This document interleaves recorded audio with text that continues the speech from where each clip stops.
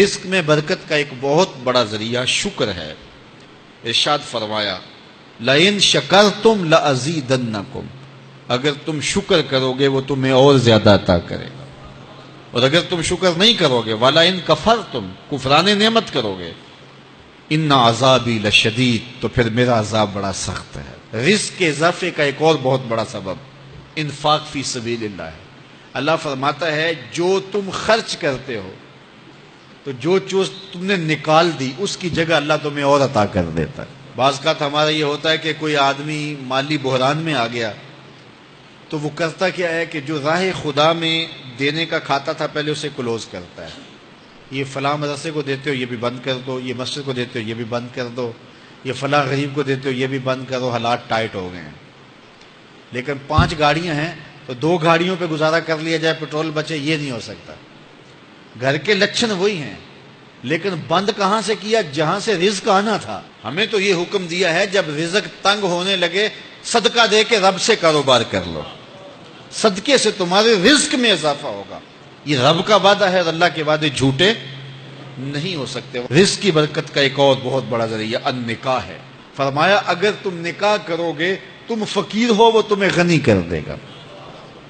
لوگ کہتے ہیں بچہ پیروں پہ کھڑا ہو لے تو پھر نکاح کریں گے، اللہ کہتا ہے تم نکاح کرو ہم پیروں پہ کھڑا کر دیں گے۔ ہمارا فلسفہ اپنا ہے، اس کا حکم اپنا ہے۔ وہ کہتا ہے ابھی تو یہ اپنے لیے نہیں کماتا تو جو آئے گی اس کو کہاں سے کھلائے گا؟ میاں جس نے آنا ہے اس نے اپنا رزق لے کے آنا ہے۔ تو بچوں کی شادیاں کرو، اگر وہ جوان ہو گئے رزق نصیب ہوگا۔ اپنے اہل خانہ کو نماز کے حکم دینے سے رزق بڑھتا ہے، کیونکہ جو صبح کا وقت ہوتا ہے یہ رزق کے بٹنے کا وقت ہوتا ہے، اور جس گھر میں صبح کے وقت لوگ سوئے ہوئے ہوتے ہیں وہاں بے برکتیاں ہوتی ہیں۔ تو طلوع فجر سے لے کر کے طلوع آفتاب تک اپنی اولاد کو، بیوی کو، بچوں کو نہ سونے دیں۔ اس وقت رزق بٹنے کے لمحے ہوتے ہیں۔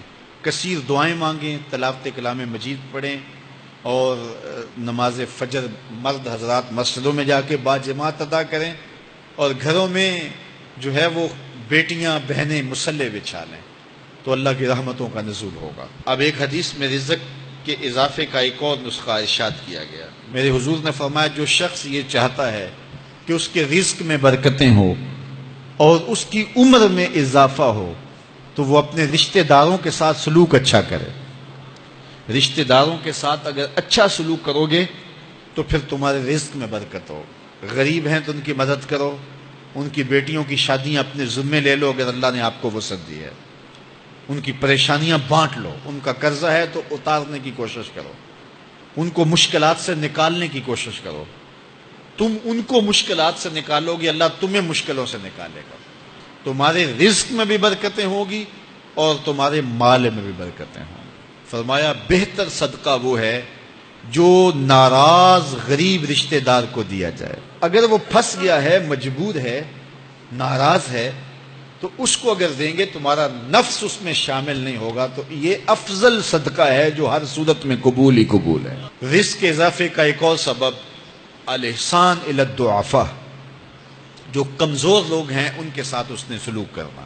الانفاق علی طلبۃ العلم، طالب علموں پہ خرچ کرنا، یہ بھی رزق میں اضافے کا سبب اور ذریعہ ہے۔ وہ حضرت بابا فرید نے کہا نا 6واں رکن دین کا روٹی ہے۔ گھر میں کچھ نہ ہو تو پھر نہ نماز اور نہ ہی دیگر امور کی لذت آتی ہے، تو یہ رزق فراواں اور وسیع اور مبارک نصیب کر دے اللہ۔ تو اس کے لیے ایک اور وظیفہ میں دیتا ہوں، اور وہ یہ کہ مغرب کے بعد 21 مرتبہ سورۃ الکوثر پڑھ لیں، کثرت ہو جائے گی انشاءاللہ۔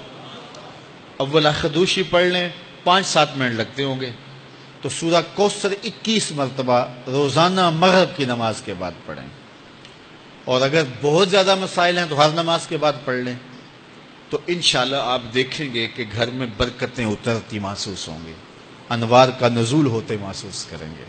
تو یہ وہ رزق کے اسباب ہیں، اگر ہم اختیار کر لیں تو ہم اللہ کی خاص رحمتوں کے حقدار ہوں گے۔